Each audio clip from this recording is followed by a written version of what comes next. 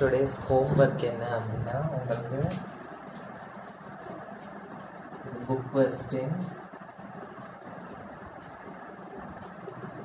Evaluate yourself அப்படின்ற ஒரு செக்ஷனில் கொடுத்துருக்காங்க. ஸோ ஹோம்ஒர்க் என்னென்னா write the equation for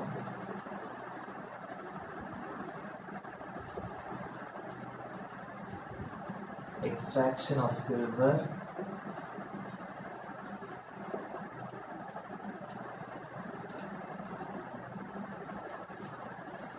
by leaching with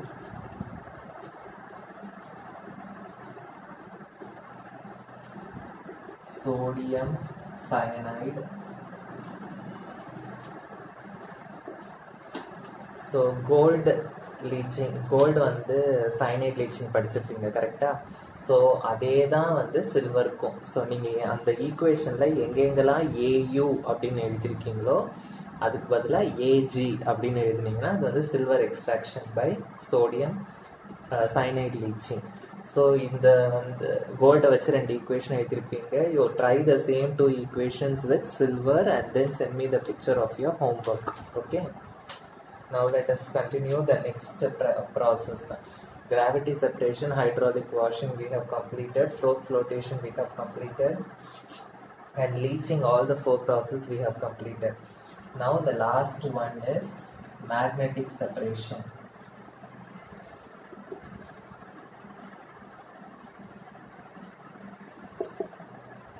So there's a diagram for this. Okay, I will draw the diagram, you copy it down. Coming to magnetic separation. Magnetic separation வந்து there will be a belt. The belt will have 2 rollers. Between these 2 rollers, one roller will be magnetic in nature and the other one is non-magnetic. Okay va? So we will be powdering the ore and we will put the powdered ore particles on the belt. Okay va? So what will happen now na, for what this process is used அப்படின்னா, it is used to separate magnetic particles and non-magnetic particles.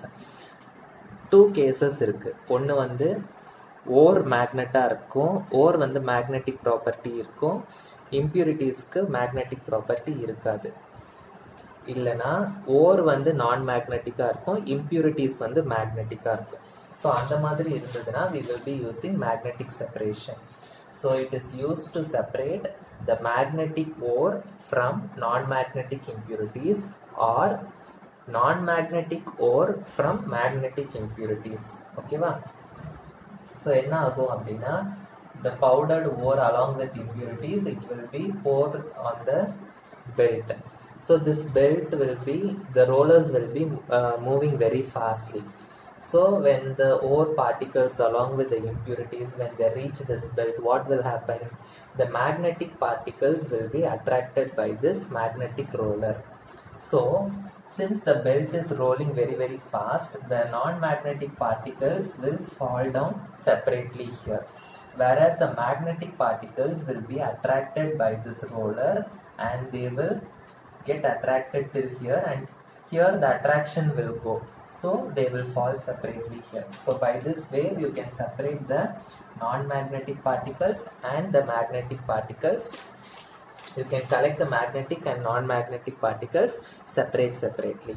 Okay, so this is what it is used here. So I will give the notes. The first point you have to remember is it is used to separate magnetic and non-magnetic particles.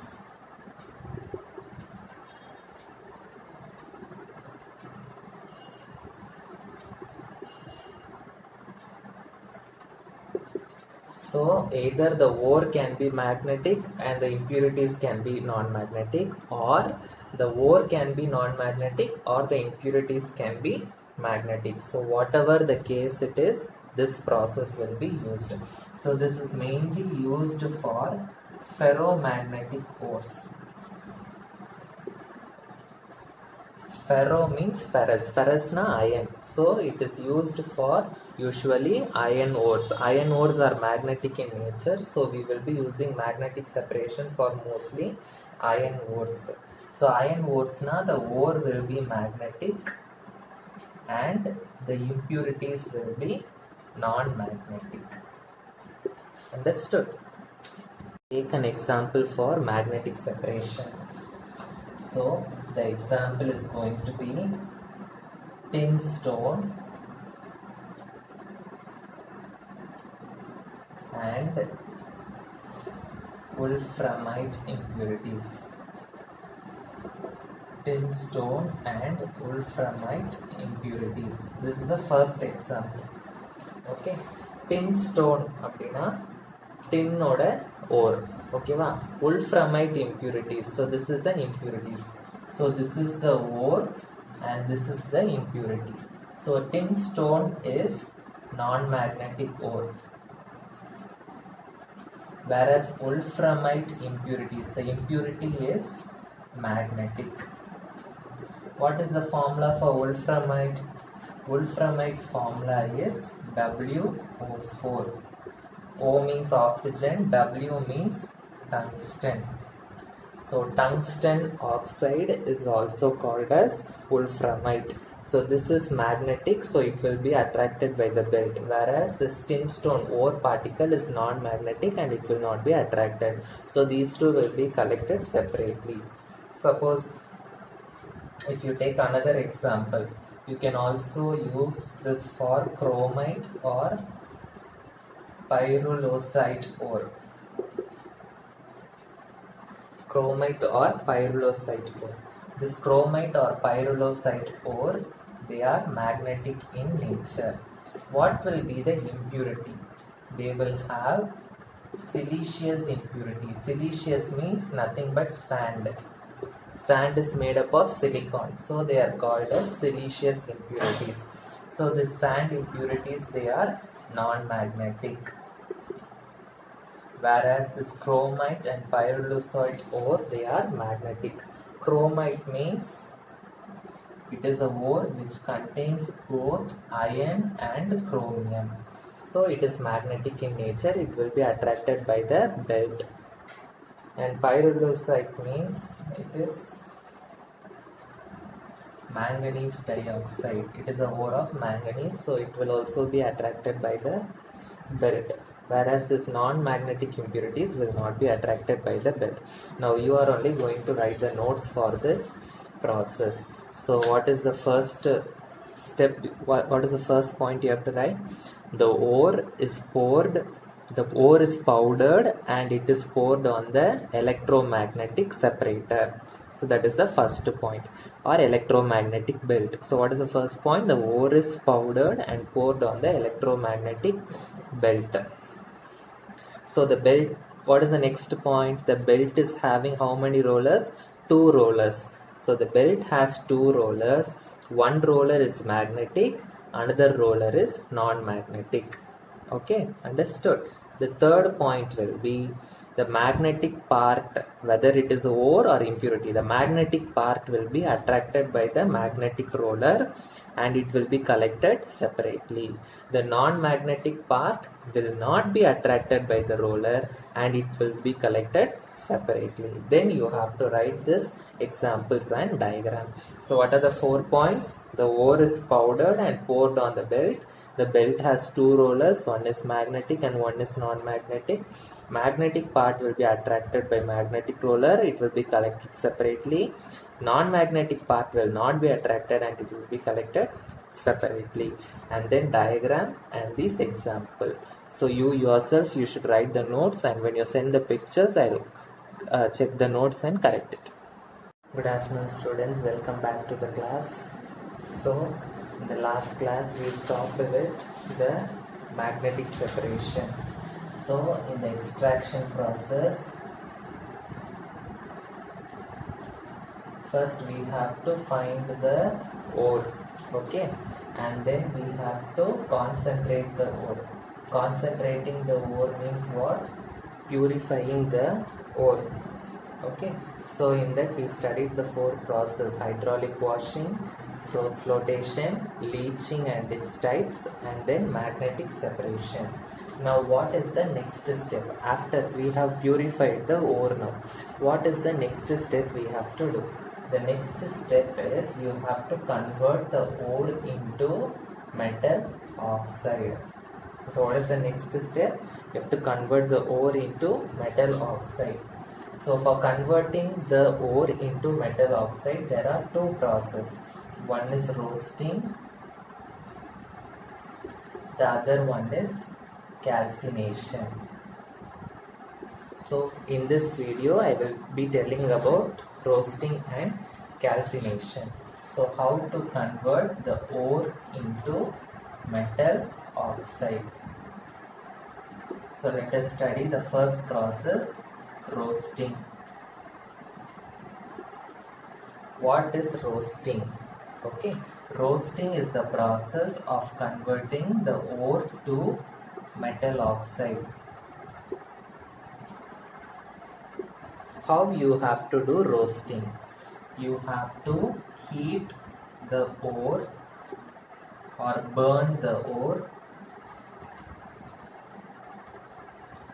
with excess of oxygen. Okay.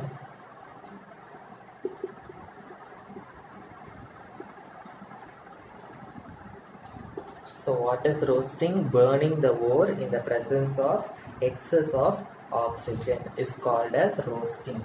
Roasting is mainly done for sulfide ores. Roasting is mainly done for what? Sulfide ores. So let us see some examples. Lead sulfide. Roasting means what? Burning the ore with the presence of excess oxygen. So this is the ore, so we have to burn the ore with oxygen. So ore plus oxygen will give, so the ore will be turned into what? Metal oxide. So lead sulfide will be changed into lead oxide. So lead oxide is PbO plus SO2. Always remember, in all the roasting process, this SO2 gas will be released. Okay. Now suppose if you take zinc sulfide, what will be the equation? ZnS plus O2 gives ZnO plus SO2. If you take copper sulfide is Cu2S. If you take copper sulfide, then copper sulfide plus oxygen will give copper oxide plus SO2. So SO2 is a gas which will always be released in roasting. And for roasting, always remember this number 2322. For all the roasting equations, you have to write this number only. 2322 is the number for all the roasting equation. So the equation will be 2322. 2322.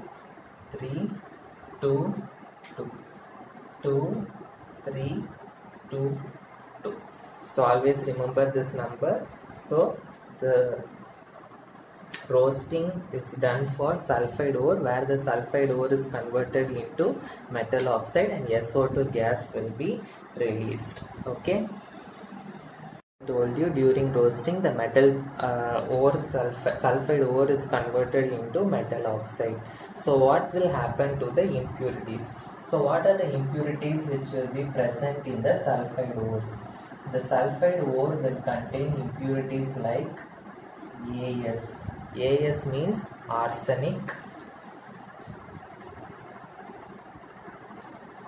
and it will contain sulfur impurities and phosphorus impurities. So what will happen to these impurities? The impurities will be converted into volatile oxides. So what will happen to the impurities? The impurities will be converted into volatile oxides. Volatile oxides means the oxides which will evaporate soon. Okay, the oxides which will evaporate soon, or the oxides which will go away as gases. Okay, so easily or you can tell it as gaseous oxides. The oxides which will go away as gases. Okay, so let us see how each of these impurity is converted into the oxide. First, arsenic. What will happen to arsenic during roasting? It will be converted into arsenic oxide. And similarly, what will happen to sulfur during roasting? It will be converted into sulfur dioxide.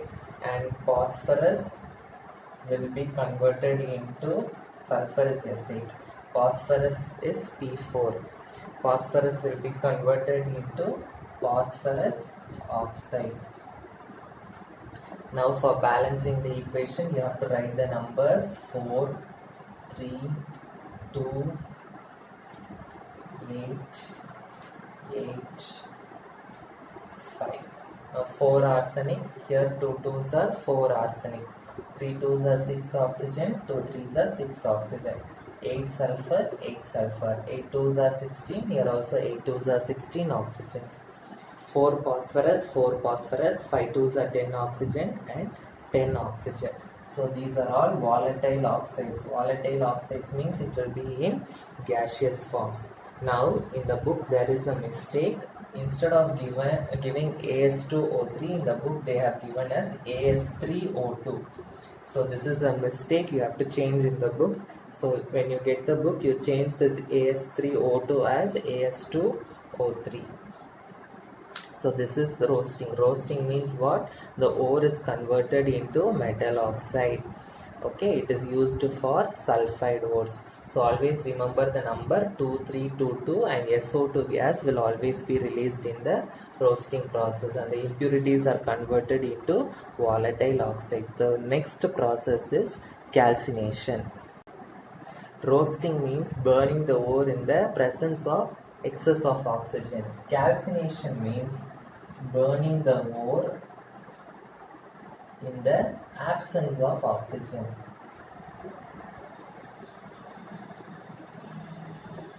Okay, burning the ore in the absence of oxygen. So in roasting we have done it for sulfide ores. Calcination is used for carbonate ores. Calcination is done for what? Carbonate ores. And in roasting, what were the impurities? Arsenic, sulfur and phosphorus. In carbonate ore, the impurities will be organic matter. Organic matter means any organic substance, or organic substance means any natural substance. Okay, so the organic matter will be removed in roasting. And not only that, the water of crystallization. What do you mean by water of crystallization? We studied in one equation like this, yes or no? F Al2O3 dot X H2O, something like this. So the water molecule which is attached with the metal oxide. Okay, so that is called as water of crystallization. So during calcination, when the ore is converted into metal oxide, some water molecules will be attached to the metal oxide. That water is called as water of crystallization, and the water of crystallization also will be removed during this calcination process. Okay, let us see some examples for calcination. So it is used for carbonate ores. For example, if it is lead carbonate, one lead is there, one carbon and 3 oxygens. So Pb and 1 oxygen will form PbO plus remaining CO2. So always remember, whenever you get carbonate in the reactant side, you will definitely get carbon dioxide in the product side. Always remember this. Okay, if it is calcium carbonate, what will be the equation? Calcium oxide plus carbon dioxide. Can you write the equation for zinc carbonate and magnesium carbonate? So you write this and I will check this when you send the picture. Okay, suppose if the ore is having 2 carbonates like this, magnesium carbonate and calcium carbonate. If the ore is having two carbonates, double salt in solvanga. So if the ore is having a double salt like this, what will happen? First, this magnesium carbonate will be changed into magnesium oxide.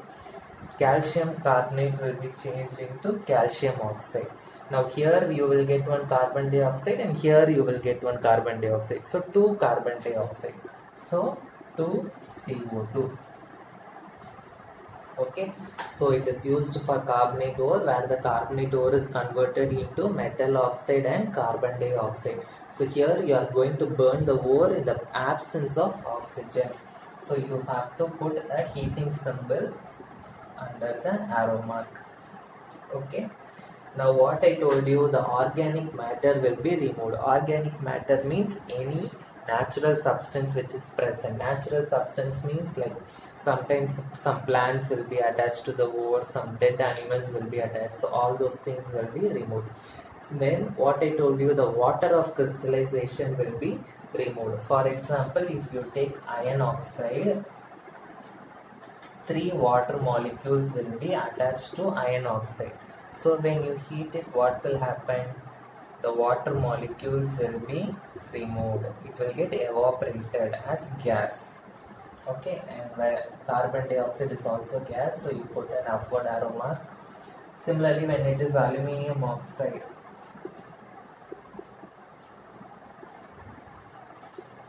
what will happen? The 2 water molecules will get evaporated. Understood? So this is called as calcination, where the ore is burnt in the absence of oxygen and it is converted into metal oxide. So we have completed how the ore is found, concentration of the ore, 4 processes we studied, and the next process is the ore is converted into metal oxide. In that we studied about roasting and calcination. Please copy down the other videos you will get today itself.